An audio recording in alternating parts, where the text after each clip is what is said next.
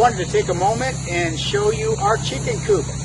If you're a chicken person, there are all kinds of coops out there. It's amazing what people are using to make a chicken coop. We kind of went overboard. We kind of went a little too far with this thing, but we're proud of it, and everybody that sees it, they just go on and on about how cute it is, so I wanted to share it with you. First off, we've got our coop door. This is one of two coop doors that I have. I have one on one side and one on the other. This side is used if I want the birds to free range, then this door will be used. If I want them to stay in their pen, then we use the other coop door. But if you don't have an automatic chicken coop door opener yet, this is probably what you've got. Something like this, where the door goes up and down. It's a manual lift. You got to remember to do it every morning, every night. And if you're interested, we'll set you up with a automatic door opener here. So I wanted to show you that. As we come around, we tried to make our building as authentic looking as possible. And we knew we needed gutters because we didn't want water splashing down around the building and making a mess around it. So we put gutters, just standard aluminum gutters, but then we wrapped them in pine, yellow pine. Even our downspout here that goes down into the ground is wrapped in yellow pine, and then it goes out to a buried pipe that carries the water away from the coop so that moisture doesn't build up around it.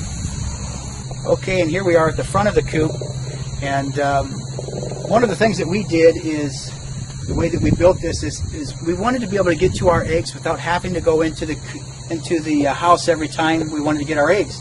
And so these are the egg laying boxes. As you can see, there's 8 of them here. We have 28 birds in here, and they share the boxes. And it's just a basic matter of lifting it up, reaching in and grabbing the eggs. Of course, the hens don't normally sit right there. They'll get off of their eggs after they lay them. And then, because our lid was a little bit heavy, went to Menards and bought some slow release springed hinges there that takes a little bit of the weight off, so that when it closes it doesn't hurt anybody. But it's still heavy enough that a raccoon or another animal can't lift that thing up. And if you are concerned about that, you can always put just a simple little hook latch on there. And you can see our windows, and the windows have a screen. We wanted the windows because we wanted the building to look authentic, but we also wanted to make sure that when it was ventilated, that air was going through, that an animal could get up here and climb in. And so we've got screen on the inside of that, and I'll show you. Actually, it's just I think they call it the 1/4 inch. Some people call it rabbit hutch wire, but just a 1/4 inch wire mesh. And I'll show you how we did that here in a moment as well. I wanted to take just a moment and show you our pinned area. What we've got here is, these were 10-foot sections that somebody had given me, and I believe it's just like a dog kennel fencing, that you put them together and you can make a dog kennel. And what we did is we used them for our entire pin area here, went around it. And I was a little concerned because we have mink in the area, and our farmer neighbor, all 25 of his chickens were killed in one night by mink. And mink can get through these small little holes in the fence. And so what we did is we went around with the standard chicken wire, kind of wrapped this fence with the chicken wire as well. And so the dog kennel fencing just kind of supports the chicken wire. And then that way nothing can get through there. One other thing we did I want to share with you is that when I put my fencing down, I didn't just put it in the ground, but we dug a trench about 1.5 feet deep, and then we took some wire and we laid it in there, patted it down, and then we bent it up and set our fencing right on top of that. That way a coyote, which we have in our area, different animals can't dig down and go underneath the fence. It's completely, they'd have to dig down about 2 feet before they were able to get to where the wire's at, where the wire's not there anymore. So nonetheless, I wanted to show you that. And you can see the top here is just rebar. We took a rebar and bent it and stuck it down in the hole, and then we wrapped our chicken wire on the top because we have hawks, and the hawks can come down and grab them out of there, as well as the owls. And so that's how we protected the top. That way, when I'm not home and the chickens are out here in their pen area, I know that they're 100% safe. Okay? And you can see I also gave them a little, just real quick, just threw some 2x4s together and made them a little perching thing so that they can perch. They have water out there so that in the daytime, if it gets too hot, they've got water, and I know they've got everything that they need. All right, well, we've got happy chickens. And I want to take just a quick moment and show you what we've done in here. I'm still experimenting with the perching. I found that just a simple board just seems kind of awkward to me. I mean, I wouldn't want to have to sit on a single board all night long. And so what we did is we gave them one, and then behind it is another, and behind that is another, and behind that is another. So every 6 inches they're apart. That gives the manure, you know, the manure can still fall down. They have a place to put their feet to perch, but then they can also rest their back ends or whatever on top of these. And so far the chickens seem pretty happy with that. And we gave them another board down here to hop up on in order to get up on their perches. This is about 2 feet. It's kind of quite a jump, and they can all do it.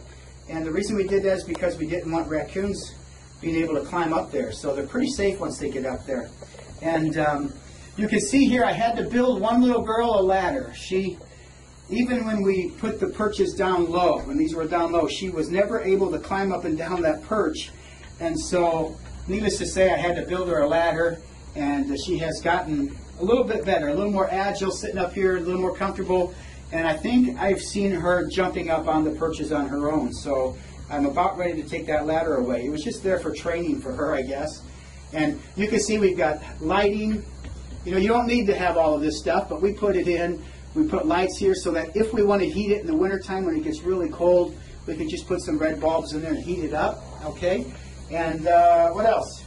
Here's their door that they go in and out. And I wanted to show you this.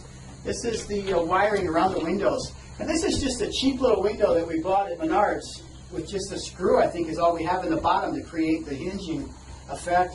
And this is just a basic latch.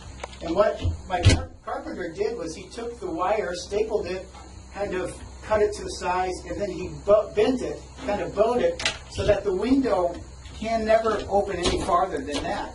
And you can see the latch here. As I say, it just kind of, you can latch it so it stays in place. I've actually used it to, if I want to close the windows a little bit, I can still just latch that over.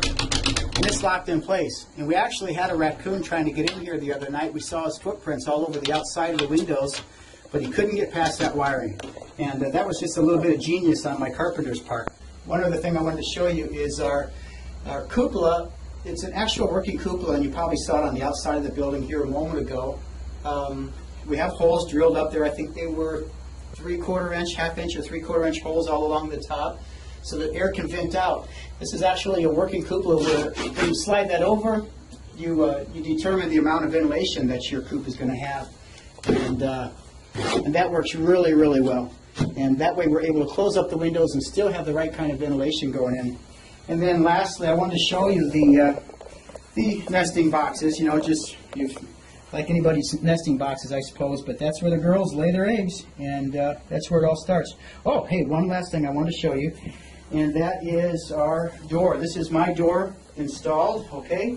And if you're interested looking at the automatic chicken coop doors that we offer, this is mine installed, and I have mine on a timer. You can also set it on a photo eye that will close in the evening and open in the morning. I'm a little worried about doing that with mine in case of a storm, and in case it gets dark too early or something, they'd be locked out. But here's my door, and you can see flawlessly goes up and down. And the girls, when the girls are up on their perches, it closes, and so there's never a problem. And there's never a problem with that door hitting the chicken. You can see the door. That door only weighs, 2 or 3 pounds. It's not going to hurt them.